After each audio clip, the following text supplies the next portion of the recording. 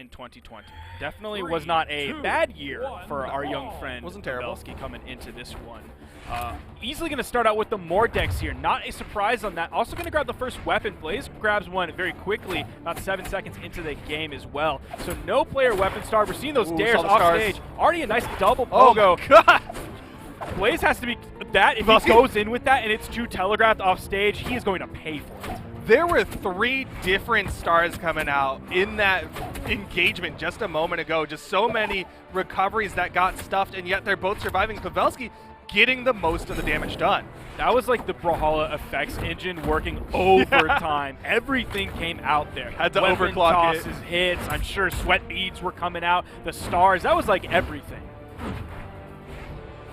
But man, at the end of the day, they're both living. Almost a minute into this one, and Blaze might get the first one. Yes, he will, off the side air. Things looking nice for Blaze.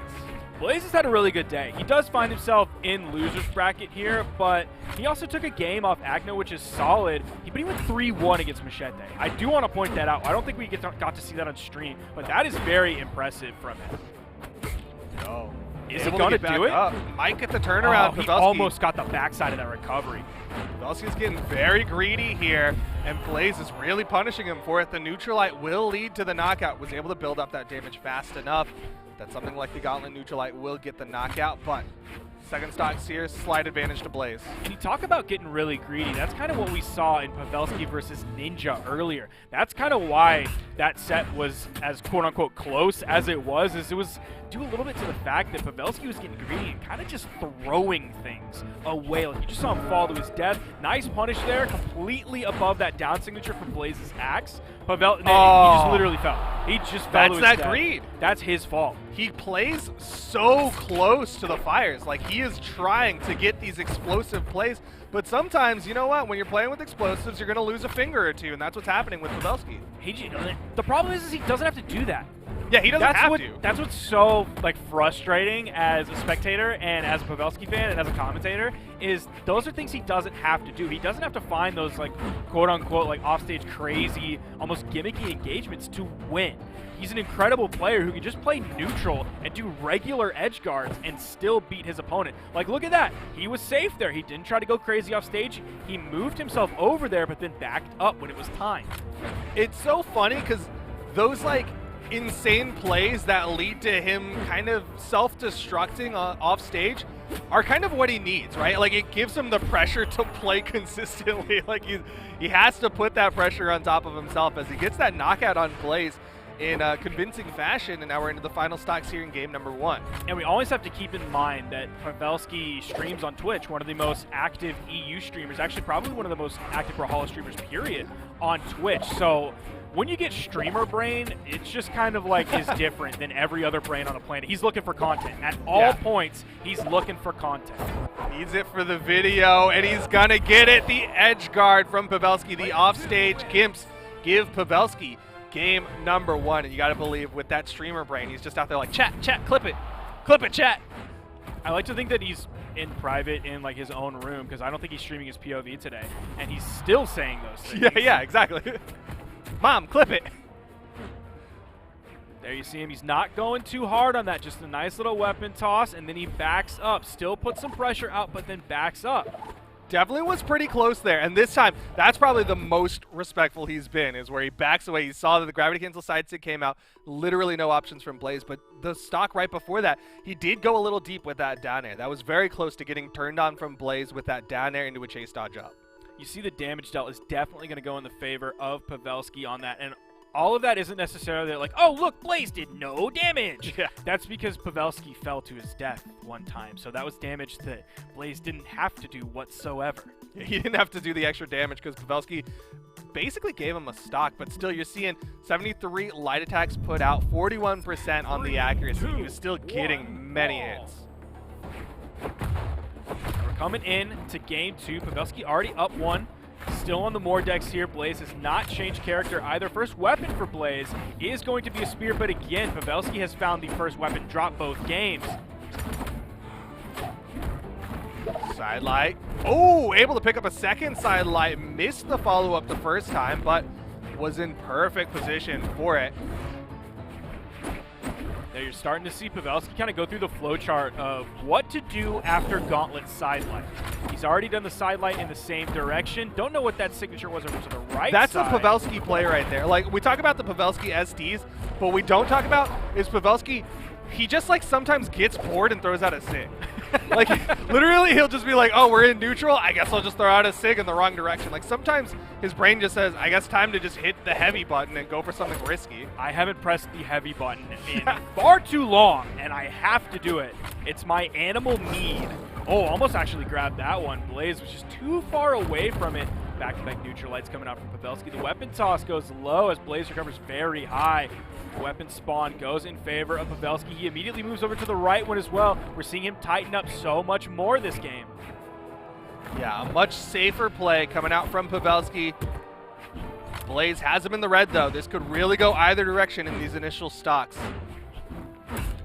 We haven't seen Pavelski punish too many landings from Blaze. You just saw Blaze land with a down air on the ground, and there was like no punishment from Pavelski that came out. He is able to find the KO. We're about 1 minute and 40 seconds into the game now. Almost an immediate answer back. Not quite enough strength on that. Yeah, I really thought that recovery was going to do it and we'd have even stocks here. But Pavelski, if he doesn't get more than that weapon toss, might as well have just fallen to that recovery earlier because he's just prolonging this. All right. Side air. Oh, nice interrupt. He was trying to find the onstage ground pound. I knew it was coming. Disarms himself. Opportunity here for Pavelski to get a lot of extra credit. Oh! That side sig put him in orange as well. And Pavelski's still chasing. In the off stage, hits the dare.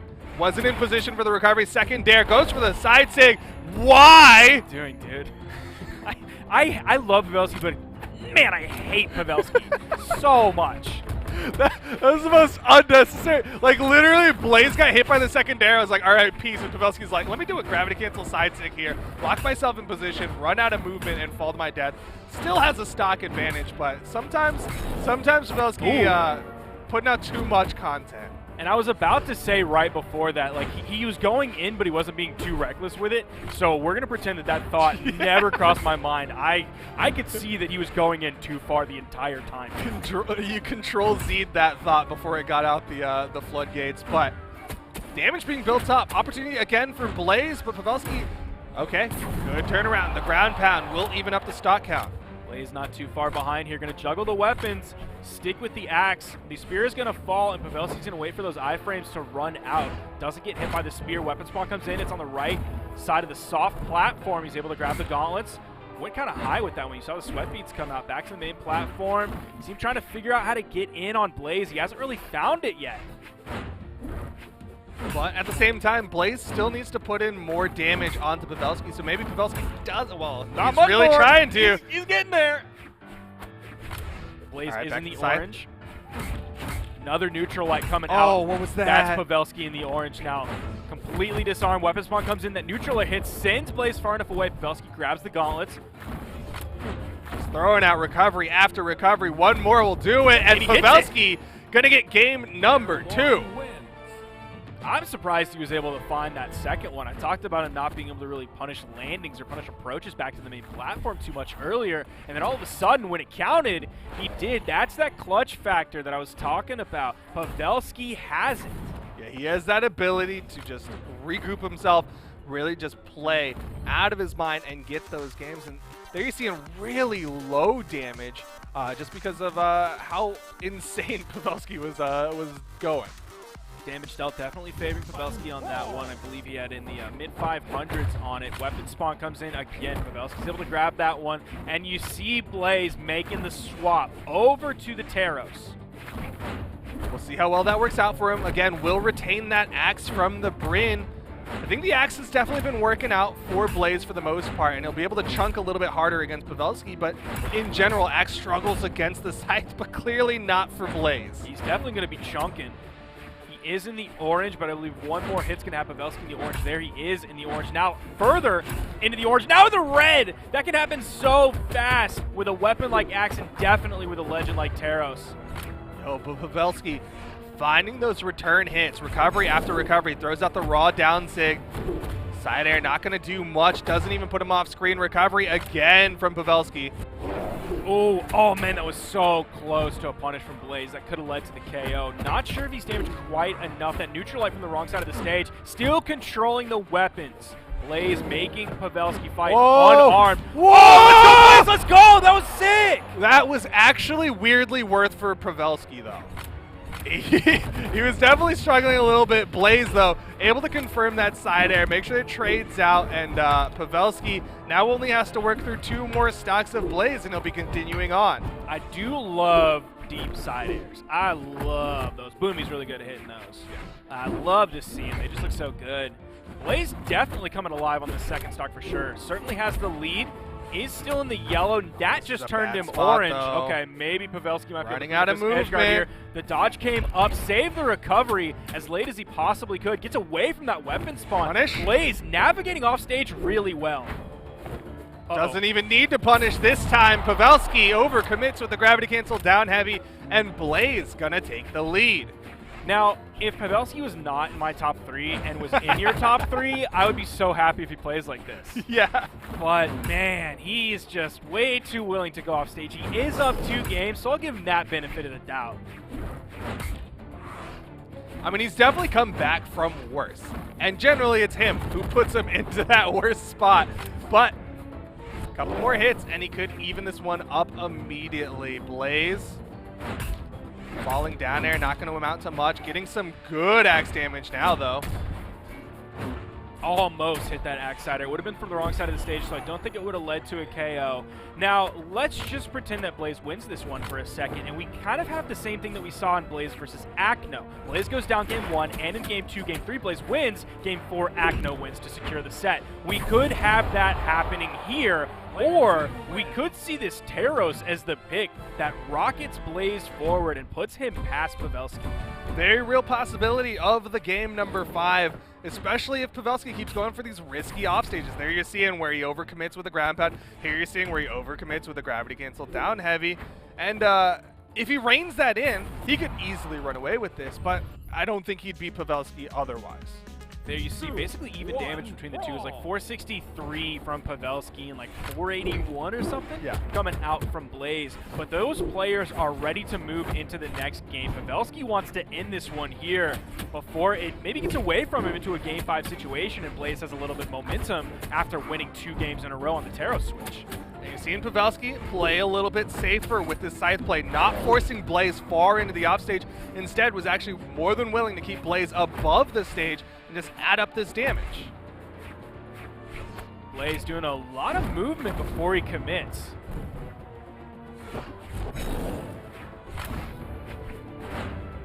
The axe is coming in for him. Pavelski over on the wall. Actually got past Blaze. Man, we have seen not a lot of hits in a shocking amount of time, but Pavelski is going to take that stock. He built up a lot of damage quickly early on, and then it kind of slowed down a little bit, but it was still enough for him to be able to secure that KO less than a minute into the game, and he has a massive lead on Blaze. Yeah, this is really nice for Pavelski, and again, I gotta point out the fact that he is not shoving Blaze off stage. Look, even that pivot there was just putting Blaze more central to the stage. This time he's gonna go for the off stage commit, goes back onto the soft platform, reset his jumps before going back into the off stage. Oh, I don't know how that didn't hit. That was so close to making contact. That neutral sig is going to hit. Not quite going to be the KO option, but it's going to let Pavelski get back to the main platform. Just barely whiffs the dare. Takes a 2 hit from Blaze. Blaze still so far behind. Can't find the KO option to clean up this first stock. Ooh, went for the signature. Blaze with the interrupt with the neutral light. Oh, good read from Blaze there, recognizing Pavelski was going to actually fade away on that one instead of just going straight for the wall. He had to fight from behind on that one. Actually, he grabbed the weapon spawn in time. He threw his axe completely away, then picked up the hammer as he took the hit from Pavelski. Going to continue to control the weapons, wants to maybe focus on the axe, or he saw how far Pavelski was away from him, so he's just going to juggle his weapons and completely delay the weapon spawn. Yeah, I mean, it's second stocks. It's going to be a long juggle if he's trying to delay that weapon spawn for the rest of the set. But at the very least, it forced Pavelski to move forward. Pavelski has to do something, or else a weapon won't spawn while Blaze is juggling. Blaze's juggles were actually really sick, though. Yeah. That's something we don't really see. Like, you'll see, oh, my opponent's really far away from me, so I'll juggle for right now, then they make a move toward me, and I completely abandon that, and they go back to normal play. But Blaze was continuing to do it on subsequent weapon spawns without losing the weapon advantage whatsoever, like getting caught in the middle of something. So that was really impressive. Yeah, the way that he was able to swing back at Pavelski as well as maintain that juggle was very impressive. Pavelski does eventually find that recovery, but look how well that juggling was able to bring Blaze back. Like, the damage is relatively even.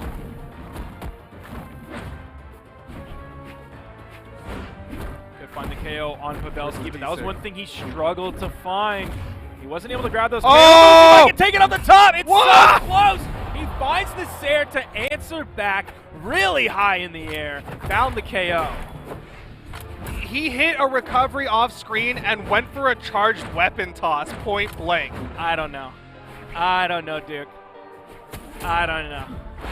He's still getting that damage, though. Blaze swinging back onto Pavelski, punish opportunity, but Scythe not going to have very much in terms of true kill combos. As the side air bounces off the stage, would have been nice for Pavelski if that was over the corner. The recovery didn't KO this time. Looks like one more will. Going back to the gauntlets to maybe find another recovery. Neutral light from the middle of the stage. Not Almost enough does just it. yet. Gonna see the juggling coming out. Playing like a hammer player, trying to get underneath for that recovery from below. Wants to retain the gauntlets. Just the recovery should be enough for Pavelski to close this out. Go home 3-1.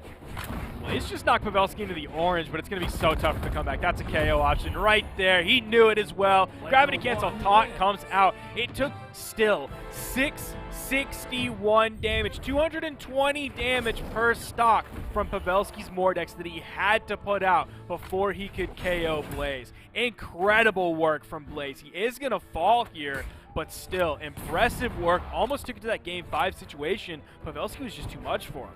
Yeah, really well done from Pavelski. Again, when he reins it in, he just looks so incredible because he has that potential to go for those insane off stages, get those gims, but then he also has that potential to play on stage, play the clean gameplay, and that is going to be Pavelski taking it out over Blaze, putting out 661 damage, relatively even in terms of average damage per engagement, but I guess Pavelski was just more frequent with his engagements. And you have to think about, because we're looking at Mordex versus Teros, we're looking at Gauntlets and Scythe versus like Hammer or